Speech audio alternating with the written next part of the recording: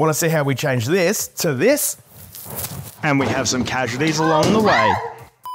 We're going to split this series into a 4-part series, kick-starting with a feature bulkhead. I'm just picking a height that looks visually pleasing to us, which as I do this voiceover, no idea what that measurement was, but it looked good. I'm really fortunate that in my past life as a carpenter, I still have all those tools like a laser level, but you could use just a standard spirit level here. I've just shot a line around the perimeter, and then I'm using what's called a story stick, or that's what I know them as. Basically a stick of timber that you use as your reference line. Rather than measuring every time, it's just a lot more accurate and you can't bugger it up that way. So all you do, put your stick to the mark you made, and then mark the laser line. Then moving forward, all you have to do is line that mark up with the laser, and then you know your top edge every time. Can't get it wrong. And then all I'll do is write top.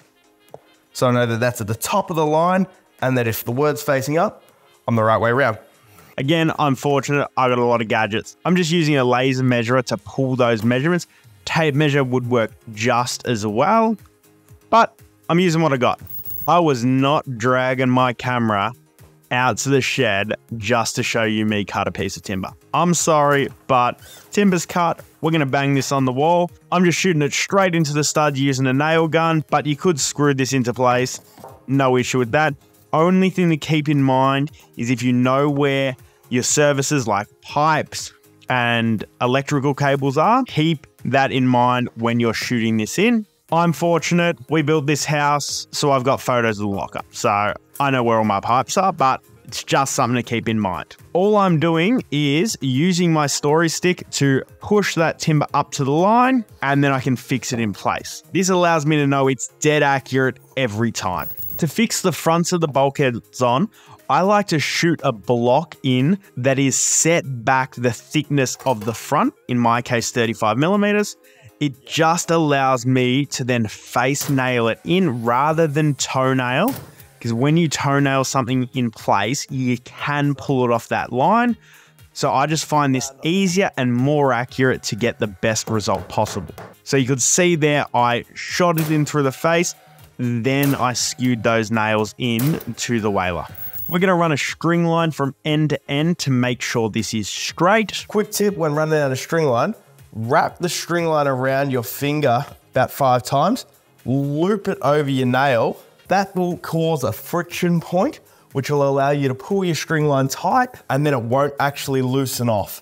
So just keep pulling until you got a tight string line. So that's nice and tight now. Now, what you want to do, once you've got that tight, you want to take the string line, so you want to take the loose string, wrap it around the nail, come in behind the string line, wrap it over the nail again, and now that won't loosen off. So it'll stay nice and tight. Push that back so it's hard up against your timber. The biggest problem that people have with getting a straight timber using a string line is compounding error. What compounding error is basically when you put your first trimmer in, it pushes your string line out by 1 millimeter. Then you put your second trimmer in, it pushes it out by another millimeter. Third, another millimeter, and so on. By the end of your run, you end up with a 4 or 5 mil bow in your timber. The way around that is by actually packing your string line off at both ends with an equal distance. So in my case, I'm just using some ply. So I put a piece of ply in at both ends, and then when I put my trimmer in, I'm gonna check my measurement by sliding up my piece of ply. If that's all right, I'll move on to the next. I like to screw a temporary box to the underside of the bulkhead, which just allows me to use a clamp and that piece of ply to get the front aligned with the string line before I go and cut all my in-betweens. I just find this far more accurate and a lot less mucking around. Then I can grab all of my measurements for that whole side, go out to the shed, cut everything at once without taking my camera down there. I'm sorry. Come back and put them all in place, shoot them all in, and that is just a much more streamlined process than cutting one, putting it in place, trimming it back a little, making sure it's on the line, yada, yada, yada. And bam, straight as, what's something that's straight? An arrow! Okay, so once you got your base of your bulkhead built, we gotta build the front. To get our reference on our ceiling, we're gonna take a spirit level and plumb up from the internal corner on both ways. then take a string line and flick that across. Quick tip when you're using a spirit level to mark something accurately, take the bumpers off the top, so these just pop out, and then you have a nice square, sharp edge to mark. It's quite humorous when I was doing this. I was really worried about scuffing the paintwork. Then I realized I'm gonna have to plaster and paint the whole thing anyway. Wasn't my brightest moment, but I thought I'd share it anyway. So I've just marked that up. I'll go ahead and do all 4 corners, of course. Tap a nail in place, allowing me to pull my string line through. By string line, I definitely mean chalk line here, or I believe for some people, flick line, depending on where you are in the world. Just in case you weren't aware, you wanna be using the blue chalk here, not the red or black. Blue is a temporary line and is not going to bleed through your paintwork. If you use the red or black, there is a likelihood that it will bleed through your paintwork. So just make sure you're using a temporary chalk, such as the blue one in Australia. I don't know if it's the same everywhere else, but the temporary one in Australia is blue. Now we're going to follow the exact same process with the top by putting up our whaling plate on the ceiling, then droppers or trimmers to actually hold this level. So we'll string line it, exact same process. Once we get that done, we'll go from there. Now that we've got that all sorted, we're ready for the electricians to do their rough in. So we're gonna leave them do that, and then we're gonna come back and we'll get some plaster on this. The electricians have been and roughed in both the bulkhead and all of the walls for this project. They've done a ripper job. I'll leave their Instagram link below. They are fantastic electricians and highly recommend them. Let's get stuck into plastering these bulkheads. I've gone ahead and taped up all of my holes with foil tape, simply because we have a atrocious mouse problem over near where we live, so we don't want any mice entering that bulkhead. Now to make this a little bit easier, what we're gonna do is mount a whaling plate, so just a timber on the wall, so that we can slide the plaster on top to take the weight of the plaster while we fix that off. So I've just got a 16mm spacer, gonna butt that in. Now we can go ahead and apply some stud adhesive. Now to install the plaster, highly advise getting some nice, strong, tall people, not Heather. I mean, I love her. She's really good at a lot of things, but when she's 5 foot, lifting a 6-meter sheet of plaster, not ideal at all, as you saw from that earlier clip. That being said, she did a killer job. Not gonna lie. Now you want to screw it in place. Keep in mind that the screws are just holding it in place until the glue goes off, and you're gonna have to fill all of the screw holes, which is gonna give an imperfection. So you don't want to go crazy with the screws, but you want enough screws to hold it in place. Now I'm just taking a cheap and nasty handsaw to cut back my overhang, and then I'll also go ahead and use a Stanley knife and score and snap. So basically what that means is I just run the knife along the plaster, cutting the paper edge. I can then snap the plaster up, giving me access to cut the other side of the paper through the slot, and that's just a lot easier and a lot less dust than using the handsaw for the long edge. And we can just go ahead and infill the faces of the bulkhead, and it can finally start looking like a drop ceiling. Okay, so now we've gotten to this stage, probably should explain the game plan here. Basically, the plasterboard overhangs the bulkhead by about 30mm. What that will allow us to do is take a bit of L bead, which is an L-shaped or an L profile corner for the plasterboard. Fix that in place there.